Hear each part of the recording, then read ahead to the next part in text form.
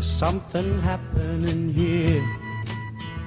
What it is ain't exactly clear. There's a man with a gun over there, telling me I got to beware. I think it's time we stop, children. Hi, Joe Tyndall here with episode number 30 of Occupy TV. It's amazing we're up to that at this point. And I have with me Max Rameau, who's come in for, I guess he's going to be talking a number of times in the area at the Lane Community College Peace Conference, and I guess at Reality Kitchen a little bit later tonight, and some other stuff. But Max has been involved in this Take Back the Land project. So welcome, and tell us a little bit about that. Thank you so much. Well, Take Back the Land was an organization that was started in response to the housing and foreclosure crisis. Not really so much foreclosure at the time, because we started in 2006, but certainly the crisis of gentrification as it was impacting low-income communities of color. Okay.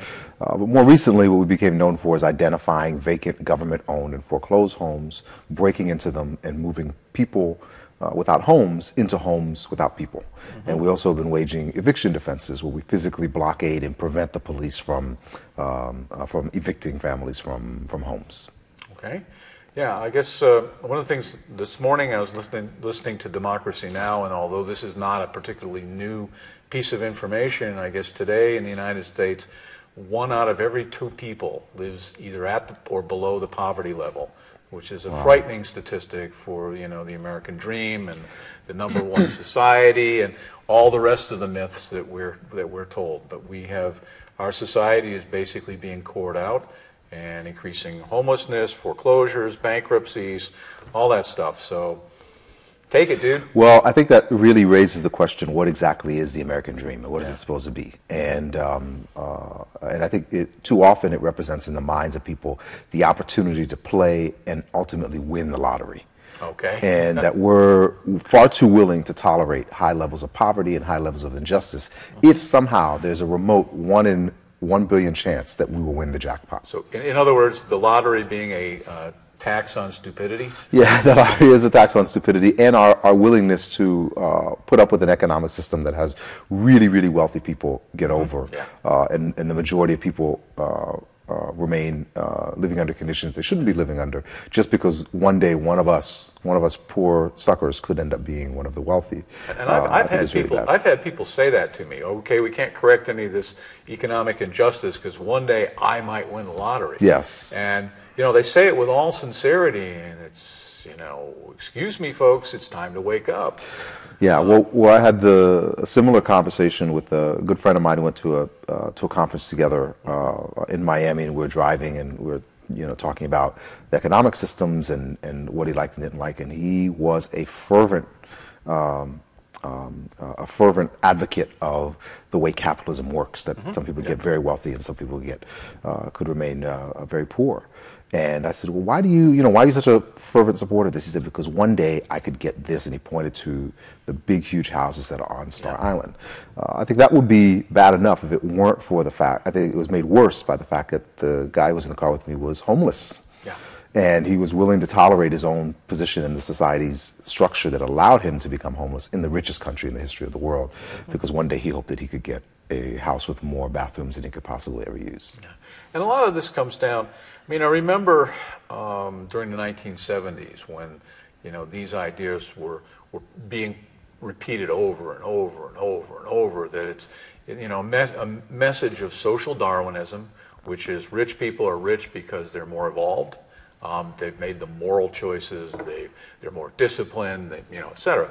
The fact that they started out being born rich has nothing to do with the fact that they're rich. It's because they're exceptional. It's the sort of people talk about George W. Bush as having been born on third base, but having convinced himself that he hit a triple, and that kind of thing. In other words, you hear this again and again and again, and the people at the top believe that they are in fact superior, and the people at the bottom accept that. It's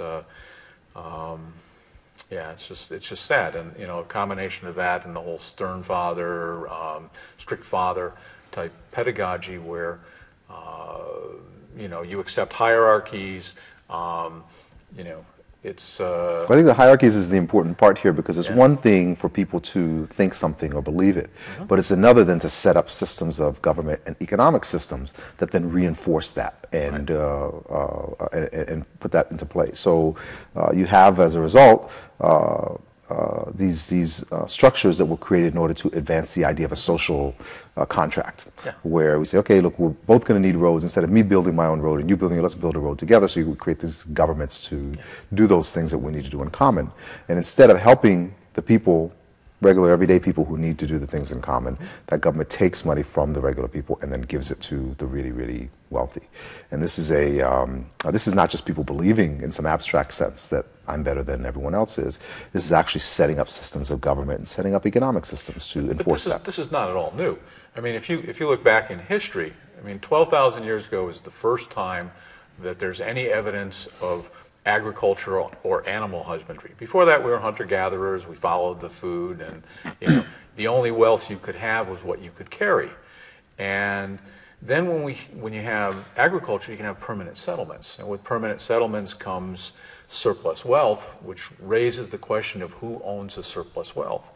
And the answer to that question, within a very short time, anywhere agriculture showed up, was a king who owned everything and slaves who owned nothing. So in other words, some group of people got together, took over, and used violence to hold all of that in place. And the 12,000-year history since then has been, the poor, the disenfranchised, beating that system back a little bit, getting a little equity, and then the system pushes them back, and they beat it back and pushing it back. And capitalism is, I mean, just look, our revolution, was a little more than 200 years ago, and there was a king ruling over us at that time. And so, these things about democratic societies and capitalism is fairly recent. Capitalism didn't exist before we had a democratic country. It was the solution for the wealthy in the case where there is equality, or at least political equality to a degree.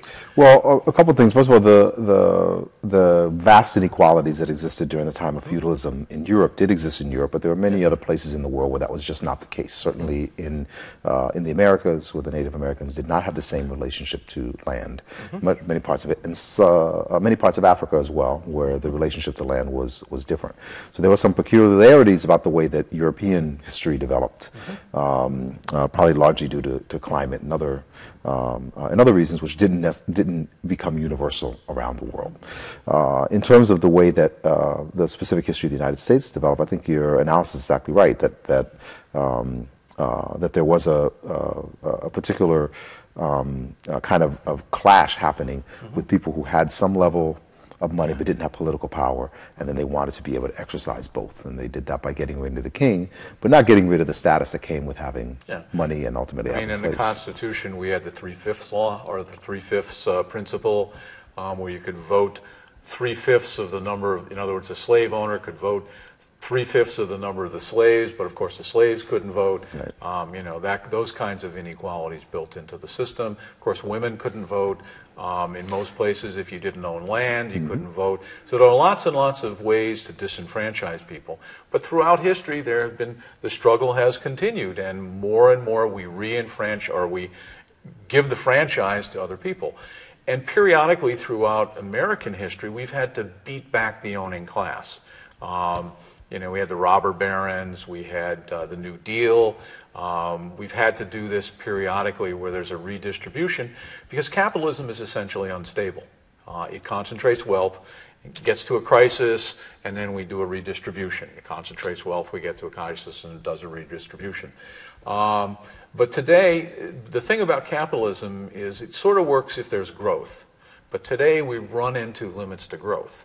So in terms of peak oil and the entire money system in general, and a lot of other stuff. But we're sort of moving off the areas where you want to be talking. So let's get back to the stuff you're working on.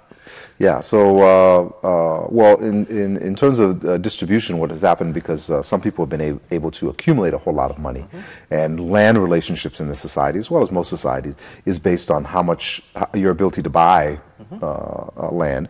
We have very wealthy individuals who own huge tracts of lands, as well as... A lot of it was, in fact, distributed by kings. A lot of it was distributed... You look, for example, throughout Southern California. I used to live down in and around Irvine, and that all of the Irvine Ranch was a land grant from the King of Spain. Okay, so they never bought it, they never worked for it, it wasn't the sweat of their brows, it was given to them because they were a buddy of the King of Spain. When the King of Spain got it by murdering... A conquest. Murdering many people. So just for the record, even though Take Back the Land does do hostile takeover of lands, we do not advocate genocide of any people who do that. But so wealthy individuals are able to control large swaths of land, as are stacks of papers that we call corporations. Right. So even though corporations don't need land or don't need housing in order to survive, and human beings do, if the corporations have assets and the individuals do not have assets, then the individuals could literally have nowhere to go in the evening, and then corporations will have all this land that they don't even know what to do with. Well, we got 3 tracks we could go down on that. We can talk a little bit more about corporations and the history there and how they've accumulated their power. Because 200 years ago, they were very limited in terms of their power. And in fact, the founding fathers of this country that we like to talk about as being really bright, they put major limits on corporations, which of course the conservatives don't like to talk about those kinds of things. I mean, they like to, right to be as rich as you want, okay, but the limitations, no, we don't like to talk about that. Or we could sort of go through how we're, what we want to do dealing with it, or we can sort of go back and the land thing. What do you want to do? Well, I want to address the corporations thing for a minute, just in one particular way. So, of course, I think that corporations are way out of control in terms of their power. However, corporations are just the mechanism or the vehicle that's being used in order to put in place that ideology or that thought that says that I'm better than everyone else. Well, it's a think tank system where that's being manufactured. Even before there were corporations, however, there were kings and there were dukes and there were others. So even if we got rid of corporations, but we still had in place the exact same system, even if it wasn't customized by corporations, then we'd still have the same levels of inequality. Precisely. So the corporations are not the vehicle, and we need to look at the vehicles, but the corporations themselves are not the problem. The problem is that this accumulation of wealth and inequality is allowed to persist. Exactly. And the corporations are in fact the tool by which the owning class extracts wealth. So in other words, those corporations are paying a quarterly dividend check to rich people. Or, if it's being reinvested in the company, the stock price goes up or however.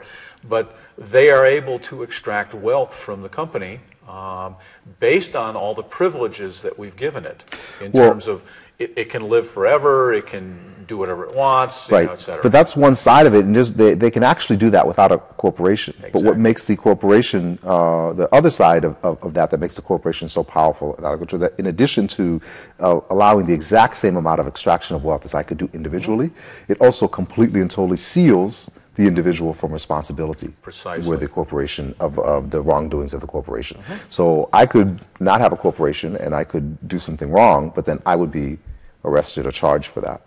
While if I have a corporation, I still get all the benefits, but with none of the liabilities. Responsibility. Yes. Amazing how people who like to talk about responsibility have done everything they can possibly do to not be responsible. Exactly right. Okay, it's like you as the individual, you're responsible for your own poverty, but we, of course, are not responsible for dumping toxic waste, and the list goes on and on. Yeah, and it just lets them get away with something that we end up blaming on these stacks of papers. Precisely. Yeah. Okay, so where are we going from here? So in terms of what Take Back the Land does, we look at some of these inequalities that have been built in, and we're trying to figure out one of the tasks that we thought that we were responsible for was to figure out how then we address this, at least in the manifestation or the area of land and housing. Okay. And so what we thought was that there are ways of dealing with the housing crisis which would work on a policy level. But even if we dealt with the policy level, which was really bad, I mean, there's cities that are voting to destroy public housing in the middle of a housing crisis. There's cities that are voting to give more powers to banks. Of course, the federal government is giving all kinds of powers to banks. Even if we fix some of the policies, however, we could still have housing crises. And as we talked about with the corporations just solidified in one particular way, a really, really bad idea. They just formalized a bad idea. Well, in the same way, even if we were to install certain policies, if the idea about land relationships was poor or was wrong or was inherently faulty, then we would still end up having the same manifestations, even if they would look a little bit different if it went in one direction or another.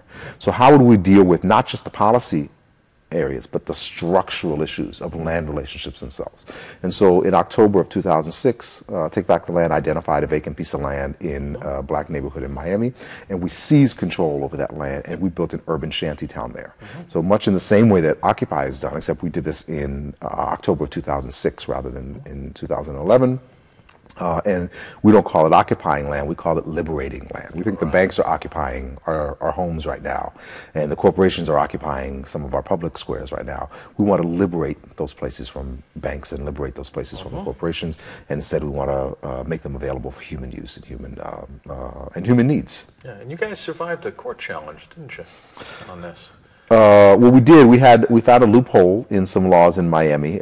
So there was several years before Take Back Land came into existence, the city of Miami would routinely go around beating up and arresting homeless people. Kind of sort of like what's going on in Eugene. That's what I hear, is that it's very similar to what happens in Eugene. So the ACLU took them to court, which was, of course, an entirely different era in terms of the way the courts operated.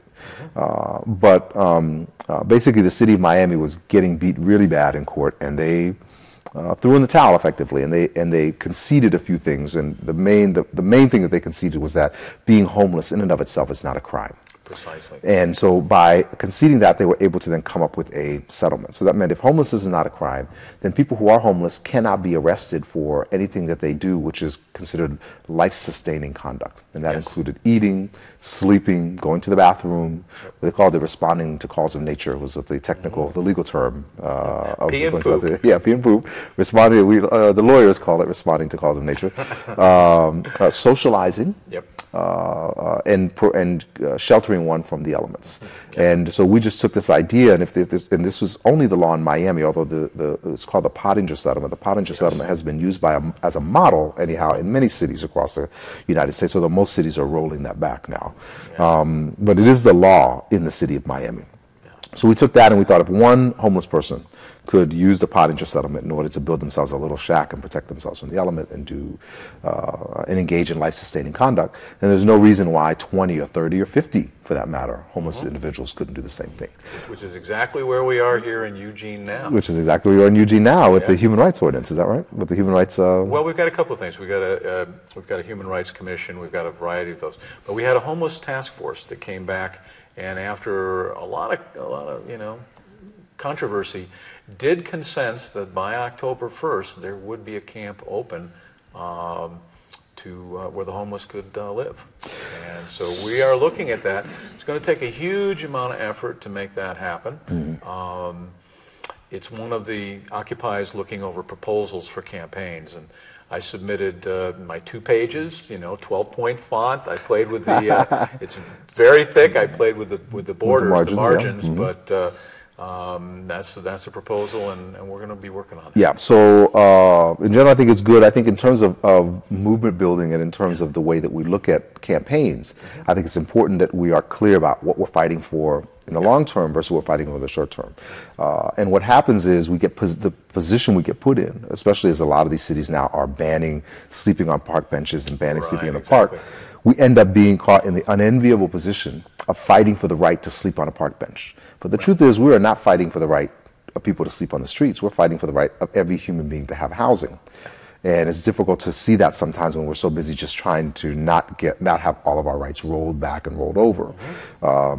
So I just encourage Occupy Eugene here, and many other occupiers are looking at roughly similar things. Even as you engage in these campaigns, which I think are good and powerful, and and I think it's good because we did something similar ourselves. But to make sure that it's clear that we are not fighting for the right of people to live in tents or for them to live in shanties. We're actually fighting for decent housing, and we can't let the city off the hook by congratulating them for allowing us to have people live in substandard conditions. Well, they haven't allowed it. They haven't even allowed that yet, but we're working on that, and it's clearly an interim solution. There's a census that's done in Eugene every year, and it's known to be a severe undercount. But this past January, they counted 2,140 homeless people.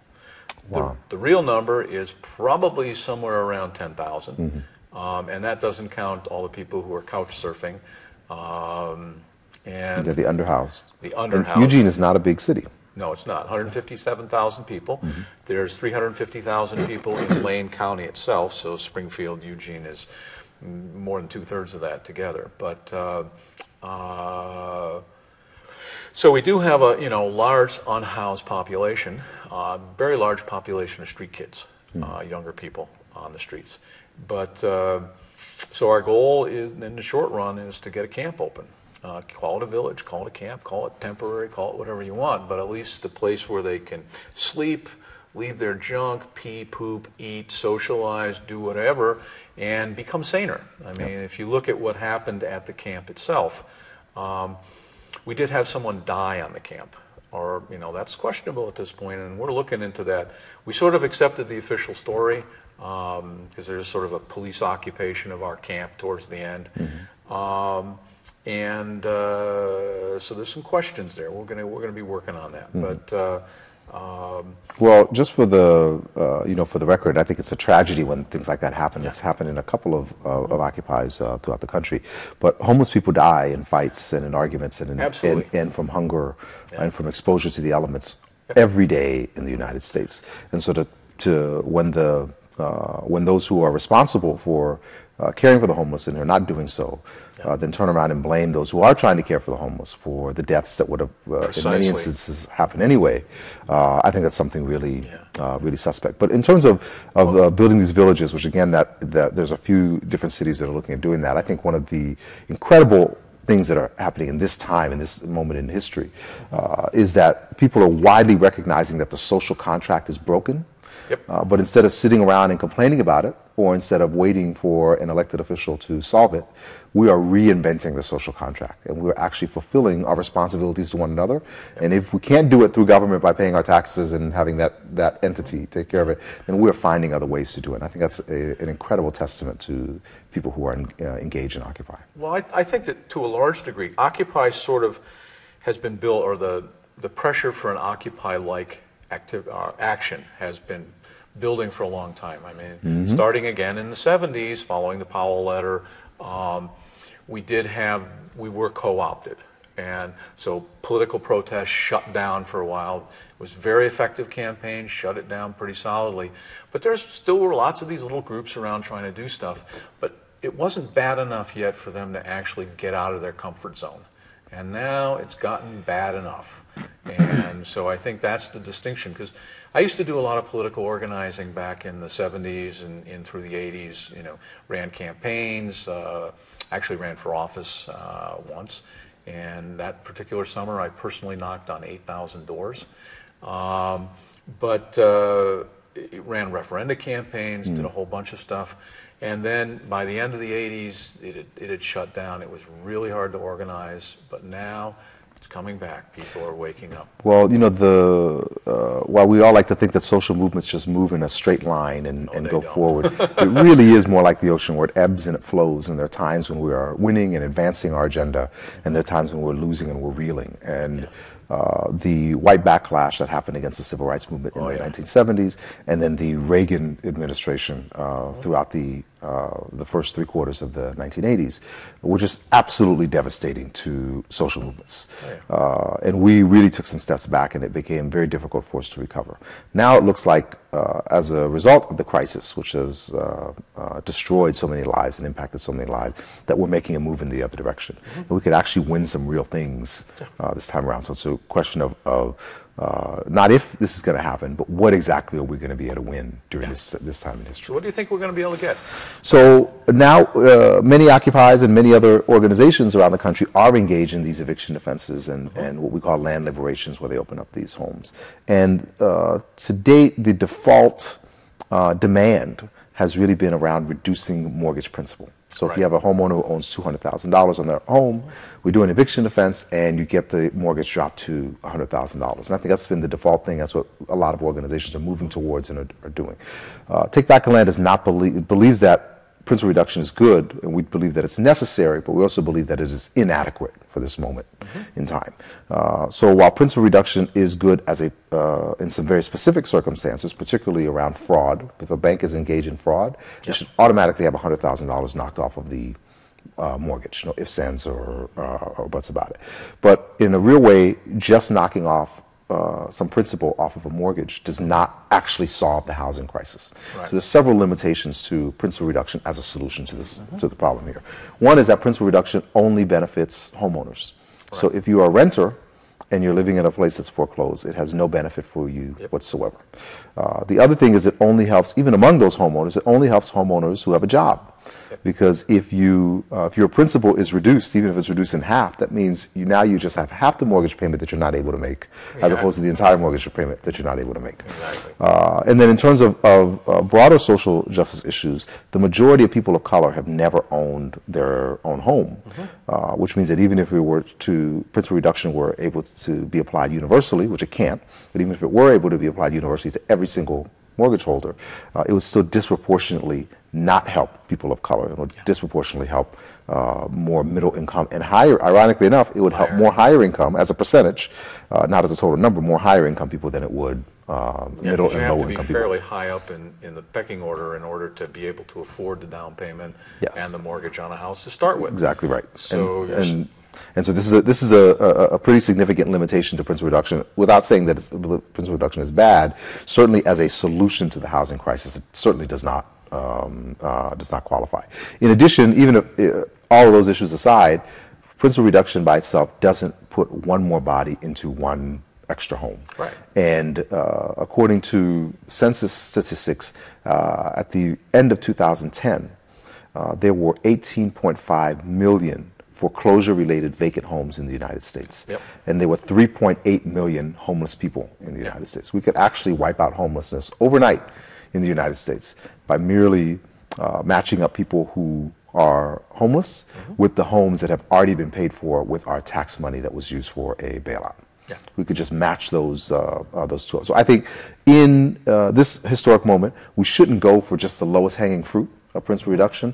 We should go for the whole enchilada, as it were, and we should be fighting for housing as a human right, to be recognized and enforced as a human right, and for community control over land, that instead of a developer coming in and saying, we think a shopping mall would go very nicely here, we should have communities say, what do we want to have here? What needs do we have in this community? What should we have done? I mean, let's just take the number $1 trillion, which I guess we've done how many $1 trillion bailouts of the banking industry so far? Okay, but just take one of those $1 trillion bailouts. If what we did was we spent $100,000 to buy a home, okay, that's 10 million homes. Okay, so for that $1 trillion, we could have paid off the mortgages on 10 million homes instead of giving it to the bankers. I mean, in other words, the people who created the crisis, we've now bailed them out. I mean, it's not only too big to fail, but too corrupt to fail. Well, even more than that, even if you were to pay off those 10 million homes, the money would still go to the banks. But the difference is that when you go to the convenience store and you want a soda and you give the clerk $1, you expect the clerk to give you the soda. And you can say to the clerk, look, you can either have my dollar and I get the soda, or I'll keep my dollar and you can keep the soda. Right. But I'm not going to give you the dollar and you get to keep the soda. Right. But in this bailout, it wasn't just that the banks were paid for the housing, because you could do that, Yeah. and then the homeowners would get the home. But the banks were paid for the housing, and after they were paid for the housing, they used the money they got for the houses in order to finance the eviction of the people who were in the houses so that they could resell the house again. They got the money and they got the house.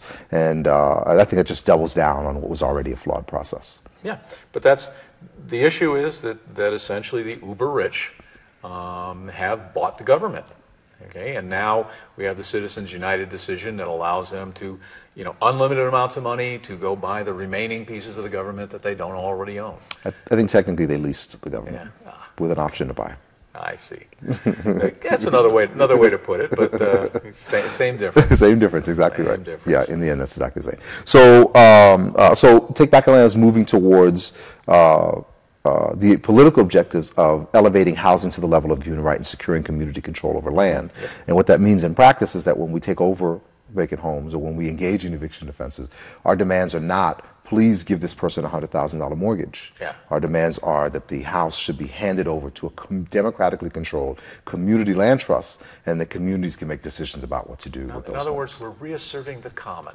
We're reasserting the common. That is actually an excellent way of putting it. And then the communities could say, well, we need affordable housing in this area, so we're going to make sure that this house, which was won by the efforts of the community, benefit the community, and it will be long-term affordable housing. So that's where we're moving with this. So we don't think that principal reduction is a high enough goal to shoot for, and particularly with the amount of effort and the amount of energy that we're putting into this movement, we don't think that principal reduction is sufficient as an objective. We need to shoot for something a little higher. And in a practical sense, we're moving towards community land trust. So we have a couple of cities where that is a very real possibility that we achieve that. We think, for example, one in there's a woman named Catherine Lennon out of Rochester, New York, and so she faced she and her husband purchased a home in Rochester. Her husband died of brain cancer, so she lost a significant amount of her family income, and of course that didn't make much of a difference to the banks. So she was foreclosed on and evicted. We held an eviction defense for 2 weeks. We blockaded until finally the city of Rochester came with a SWAT team. Yep. And evicted her out with a SWAT team and something like 20 police cars. Well, 2 months later. So who do the police work for? And in Rochester, evictions cost something like $300 or $400. Okay. So for the $300 or $400, Bank of America got an entire SWAT team to come out and execute the eviction. But in any event, so a month and a half later, she was in no better position, so we didn't know what else to do. So we just moved her back into the same house that she was in then. And so she's been there now for a year. And now we are finishing up negotiations, and we hope that she gets the house handed over to her outright. But it wouldn't go just to her. It would go to the land on the bottom would go to the community land trust. But it's just not Washington or Miami or Rochester, Miami or Rochester, New York. It's Eugene, Oregon, because last time I looked at the numbers, there were 5,975 foreclosed houses on auction already, okay, with another 7,200 slated to be foreclosed this coming year. Yeah. Okay, that's a frightening number. Those are awesome numbers in what is really a small city. Yeah, 157,000 people. Let's say the average number of people in a house is 3.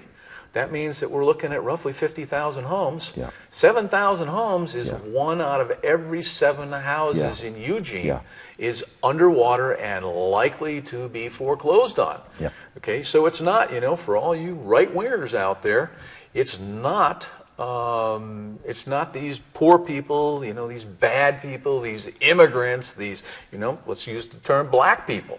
Okay, it's not all these people that you think are bad. It's your neighbors on your street. You will walk down your street and you count off every 7th house. There's somebody in every 7th house who's going to be going under. Or to put it another way, look around. If it's not one of your 6 neighbors, you should probably check your own mailbox, because it could be you. Exactly. So if you think that you're immune to this stuff, you ought to think again, big time. Yeah. So I think the question becomes, in light of these huge and these awesome numbers, and this is really some disturbing numbers. Then what do? Do we just knock off principal principal on someone's mortgage, or do we say, look, this system is not working too well? You know, when a Ponzi scheme is like on its way up, you know, people are still putting money Still in buying and in, still buying in. No one is complaining about the As long as Ponzi there's scheme. growth, it's all good. As long as it goes, but when the Ponzi scheme craps out and people are left holding the bag, and then that's when folks start complaining. But when we really need to start complaining and take a sober look is both when the Ponzi scheme is going up, but given the fact that we didn't do that this time around, now that it's gone out, let's deal with Ponzi schemes themselves. Yeah. So housing has two kind of functions. One is the core function, and the other one then will be like an auxiliary function. We think that the core function of a house should be to house human beings. That should be the core function. Duh. Well, except in this society, that's not the core function. This society, the core function of a house is to serve as a investment. Right. And so people talk about it protecting their investment and the extent to which they're underwater or above water, what kind of interest. But if we take away the investment aspect of it and we just think about housing as primary, first and foremost, as a place for people to live, not as a place to make a profit, but as a place for you to live, then I think it would solve a lot of the problems that are associated now with this foreclosure and an economic crisis. We have to, as a society, and talking about how we have, put systems in place or vehicles in place to do things, the idea that housing is an investment creates then these whole banking systems, create these whole investment mechanisms, creates these securitization of mortgages. But if housing is not seen as an investment, if instead it's seen as a place where people live, then all of that other stuff wilts away and disappears. That would be an entirely different way of thinking about land and land use, and that's what we're moving towards. So, okay. So what's next? Well, what next is building community land trusts. I think it's going to be a couple of steps. One is as occupies around the country, and as Take Back Our Land affiliated organizations around the country. And it's not just occupies. There's a lot of other groups looking at this, and a lot of individuals saying, we got a problem here. Yeah, and so as these groups look at it, I think we need to have a critical mass of those organizations who say we need to change land relationships. We don't just need to change principal amounts, or we don't need to change interest rates. We need to actually change land relationships, and then fight for those changes. And then on the other side of that is, as we start emerging with some victories and start emerging with some wins, is putting these pieces in place. Democratically controlled community land trusts, or some version of those, we think are going to have to emerge. That's going to be the next phase of this. So if the question is what happens when we win, or what are our demands, I think those are going to be the demands, that you hand over all the homes that were paid for with the bailout. All of those get handed over to these democratically controlled community land trusts. So that's the 10 million houses we were talking about earlier.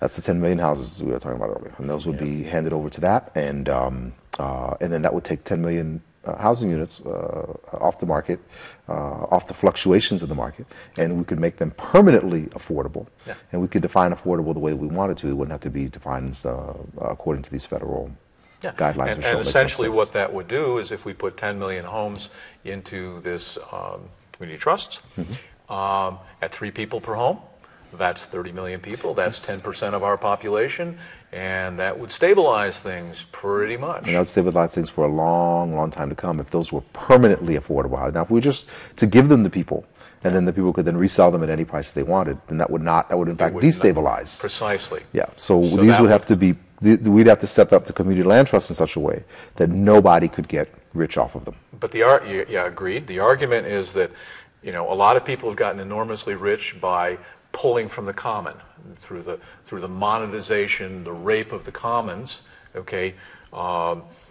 Grazing on federal land, timber on state and federal land, mining, all those kinds of building baseball stadiums on city land. The night. The night arena at the U of O. We had, the list goes on. It's all, there's local examples here. But now we're saying, okay, it's time to take some of that stuff that you've benefited from, that you got out of the common, and let's put it back into the common. Yes. You've had, all you rich people, you've had enough time to profit from this stuff. Let's put it back into the common. Yeah. where it came from. Yeah, and so that's what the community land trust would give us the opportunity to do. That would give us a way. It's pretty radical stuff you're talking here. It's actually not that radical. I mean, it would be radical if it was implemented in some large, huge scale way. It would be radical if we changed the way that we thought. But there are community land trusts which exist now, and they do some version of this right now. But the community land trust would take the idea of stabilizing housing prices, which I think most people want to do. They want to have prices that are affordable for them. They want so that most people can afford a place to stay. Well, I mean, that's the whole question of interest. Okay, you've got working people, you've got owning class. Okay, working people want high wages, owning class wants low wages. Working people want low rents, owning people want high rents. You know, the list goes on and on and on. It's exactly the opposite set of interests. Yeah. And so, except when you add in the lottery, component there, and where working people think that if they have a house and it's in their name, that the next boom, they would be able to cash out. Right. Of course, which is a huge problem, because if there's a boom which allows your house to triple in value and you cash out, it just means you got to take that money and buy another house somewhere, exactly. which also has tripled in value. So I think we have to do a little bit of a trade-off here, and we have to say we will get long-term affordable housing in exchange for not getting rich from the housing that we have. Yeah, that's going to be the trade-off. That's asking for sanity from swaths of the community that haven't demonstrated it previously. Well, but the irony is that right now the vast majority of people are not getting rich off of real estate. In fact, the numbers are really horrible. If you look at the Forbes 400, okay, that 400 people controls more wealth than the bottom 3/4 of our population. Yeah. I mean, that's a staggering figure. 400 people, 230 million. Okay, and so are all those 230 million people bad people? Okay, as the myth goes, as has been put out there, I don't think so. Yeah. You know, look around, because that's 3/4. That means you walk down the street, 3 out of every 4 houses. Okay, you know, that's in those houses live people who have in total less money than 400 people in this country. Yeah. There's just something that's wrong about a system that concentrates wealth to that level. And that's particularly so in the richest country in the history of this planet. We think that we'd be able to do some things like keep recreation centers open, keep parkland open, keep some schools open, for example, provide people with health care. There's all kinds of things that we think we'd be able to do as the richest country in the history of the planet, which it seems like we are not able to do. And we're not able to do those, but we are able to finance tax breaks and finance wars. We're not able to house people, but we are able to bomb people. Yeah. And it's actually a little bit cheaper to house people than it is to bomb people. That's true. It's cheaper to educate them than it is to put them in prison. It's, you know, everywhere you look. But the issue is that if you have a prison culture, that there's a group of rich people getting richer off that prison culture. Well, if you defund the schools, there's a group of rich people getting richer off the fact that you're defunding that school. I will grant you that no one ever became a millionaire by giving away education or by giving away housing. But I think it just means that we'll have more people with education, we'll have more people with housing, even if we have fewer people who have millions of dollars at their disposal. And again, that's a question that the society is going to have to grapple with and decide. Yeah, exactly. And history is going to judge the society in large part in how we resolve this crisis that we're going through right now.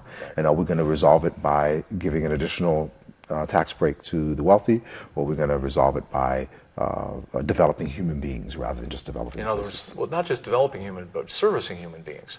You know, providing the basic needs, you know, food, shelter, you know, all of those kinds of basic things. Yeah, and I think that's part of development. Is and so there is I think an idea that the definition of development is directly tied to buildings, like how tall can you make a building and what percentage of the building can be made out of glass and how fast is your internet. And that would then be the definition of development. And if that is what development is, then the United States is going to go down as the greatest country in the history of the world. However, this country that is able to develop things in a way that no other country has been able to in the history of Earth, and no other country can right now, also has more people in prison Yeah. than any other country in the world. Yep.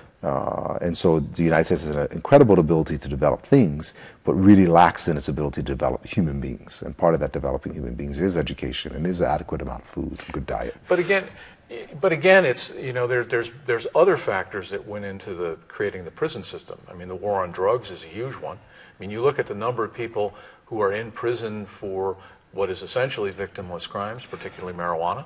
I don't think the war on drugs is a factor. I think the war on drugs is the excuse. It is an so excuse. they wanted to. They didn't want to do a war on drugs and therefore built more prisons. They wanted to make money off of building the prisons, and therefore they invented the war on drugs. Yeah, exactly. Yeah. So and it's been pointed out. You know, there was the guy who used to be the drug czar in the United States, General Douglas McCaffrey. He was a drug czar back in the early 2000s, I believe the late 90s. Well, I remember Ainsworth back in the 30s, but yeah. This nonsense has been going on for a long time. So McCarthy was General McCaffrey rather. Yeah. Thank you. General McCaffrey was a drug czar, and he did an interview in Miami, and the interview asked him, well, what is the biggest misconception that people have about the war on drugs? Right. And McCaffrey said, you know, most people seem to think that the majority of drugs in the United States are bought, sold, and consumed in low-income black communities. He said, but the reality is the low-income black communities just don't have enough money to consume. The majority of drugs are actually bought, sold, and consumed in middle-class and wealthier white neighborhoods, because that's where the extra income is in order to afford that. Well, so even if you had a war on drugs that was legitimate, then you would think in any war you would go and you would fight where there is the greatest amount of enemy activity. Right. But in this case, that's not what's happening, which just demonstrates how farcical the war on drugs actually is. It's not just that. I mean, let's look at Afghanistan. Why is it that we can't get out of Afghanistan? Okay, it's the same reason we got in, because if you go to the to the United Nations, the World Health Organization report, they put out an annual report every year, and one of the things, or not the health organ, the drug agency, they put out an annual report. So you just, you know, World Drug Report, and that'll bring you right to it. And it's interesting if you look in Afghanistan, okay, so you're looking 97, 98, 99, 2000, 2001, etc., and it gets higher and higher from then on. And what happened in 2001, okay, in Afghanistan? Well, the Taliban took power, and they said, poppy production is against the Quran. Drug production is against the Quran. We're going to shut it down, okay? So what happens? The United States moves in, turns back on the drug trade. And not only is it back on, but it's growing exponentially at this point. It's at record production levels. Exactly. And we can't leave, because if we leave, the Taliban will take back over and shut it off. And the issue is that a lot of people are making a lot of money off the drug trade, and our military is over in Afghanistan keeping that drug trade going. It's just frightening. You know, it's the poppies themselves in Afghanistan are worth about $1.5 billion a year. Now it's a little higher because it's grown so much more since it was when we first moved in. But once that stuff is processed and on the streets, it's worth almost $1 trillion, and the profits from it, okay, are worth in the hundreds of billions of dollars, cash money. And where does that money get laundered? The answer is the New York Stock Exchange.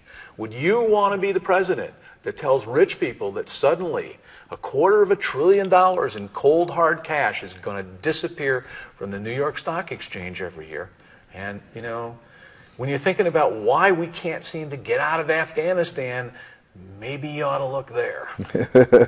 You know, I mean, we're talking about drugs in the United States and the prison system, but, you know, it's staggering amounts of money flowing from the common to rich people as a result of drug trade worldwide. This is definitely an international economy, and we have to be able to make some of these connections when we're talking about even things that look very local.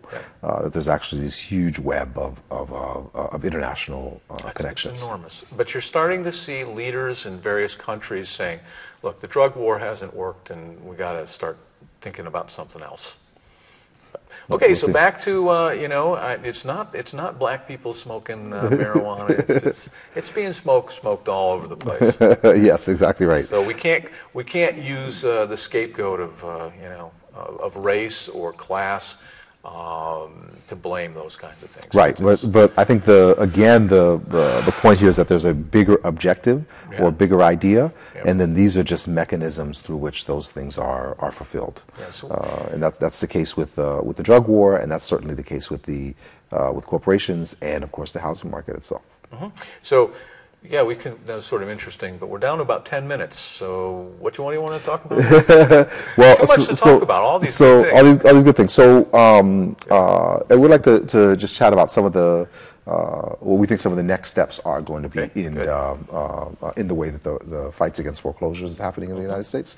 So now what is happening predominantly is several of these groups, local groups, whether they're Occupy, whether they Take Back Our Land affiliated, whether they're not affiliated, are engaging in these eviction defense and again winning these principal reductions.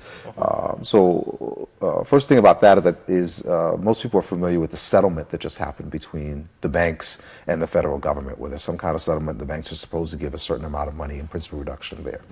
So we've had a blitz in the past month since the settlement, really, of organizations who have been winning principal reduction for their members by doing these eviction offenses. And it wasn't too terribly long before we recognized that there must be a direct correlation between the two.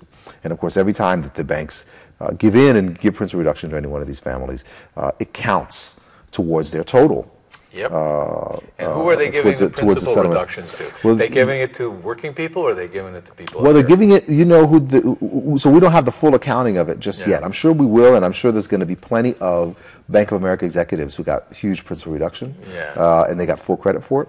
But in the meantime, what seems pretty clear is that they are giving principal reduction when we fight back.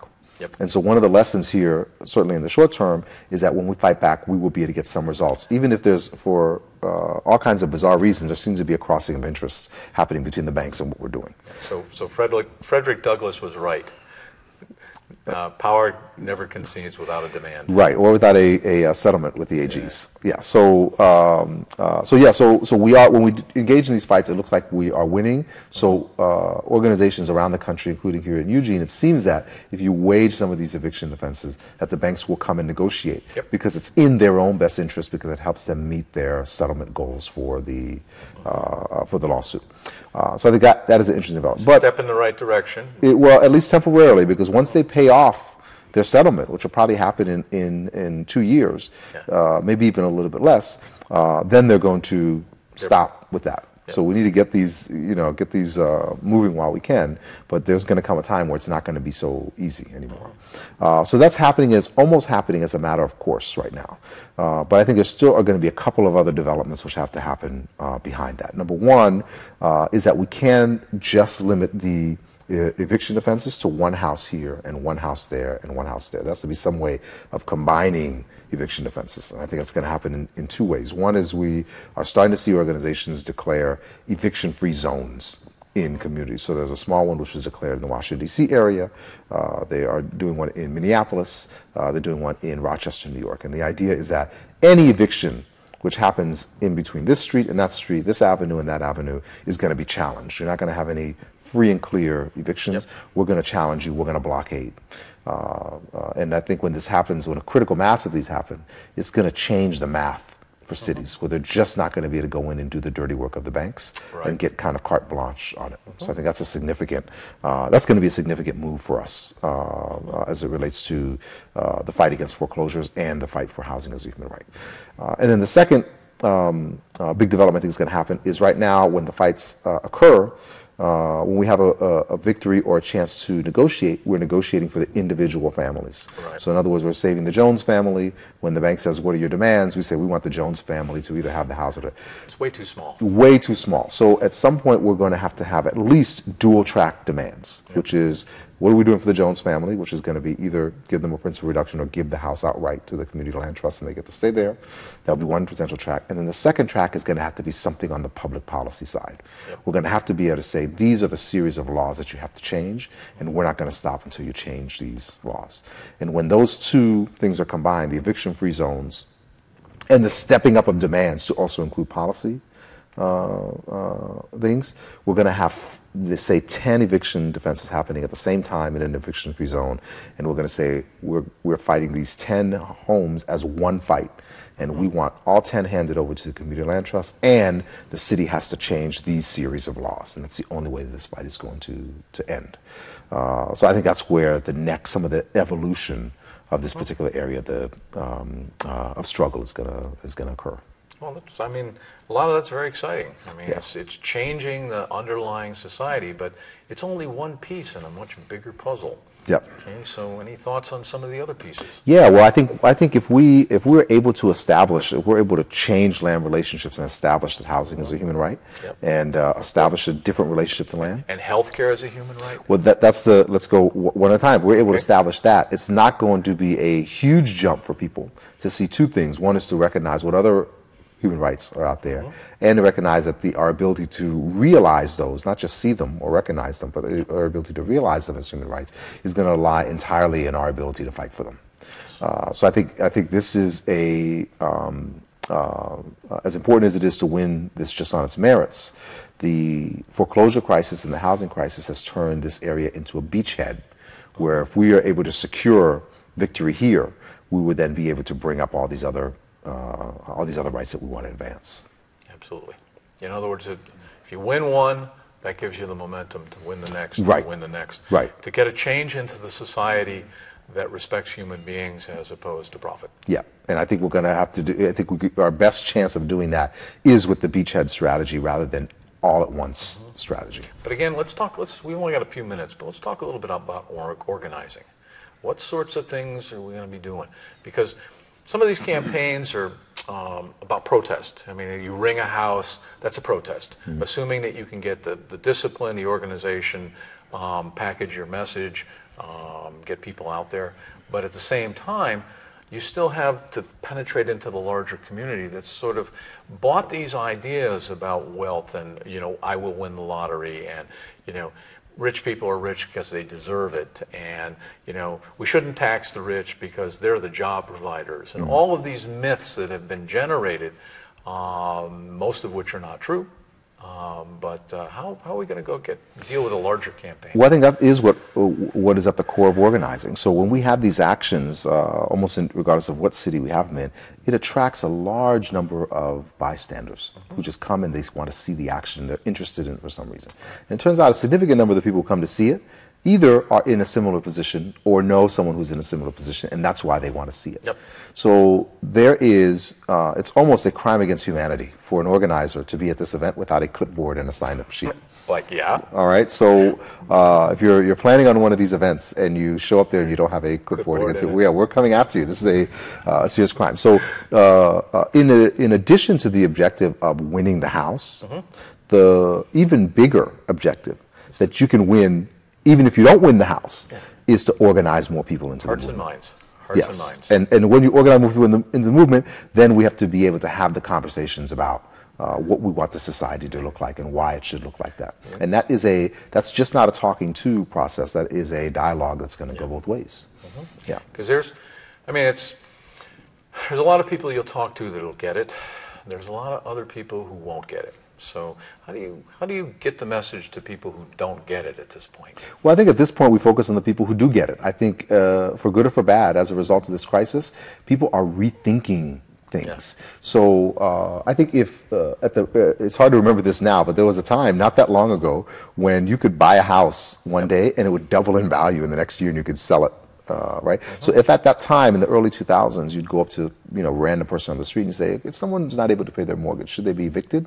They would say, of course they should be evicted. They're not paying their mortgage. Well, for the past 3 years, one of the biggest public polling organizations has been doing polls on foreclosure moratoriums, and basically asking, should there be a foreclosure moratorium, or in other words, if someone can't pay their mortgage. And in 2009 and I believe 2008, 2009, the majority of people, like over 50% of people, said that there should be an eviction moratorium, that if people can't pay their mortgages, they shouldn't be evicted. And even in 2010 and 2011, it was in the high 40%. So we have a significant number of people who, as a result of the housing crisis, a significant number of people who now say that if someone can't pay their mortgage, that doesn't necessarily mean they should be evicted from their home.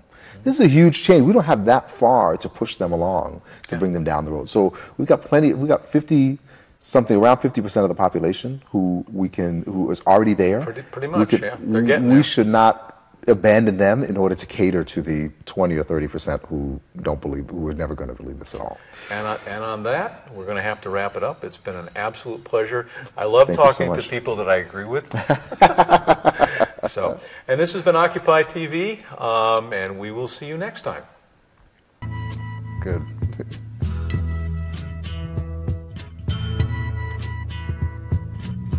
There's something happening here, but what it is ain't exactly clear. There's a man with a gun over there, telling me I got to beware. I think it's time we stop, children. What's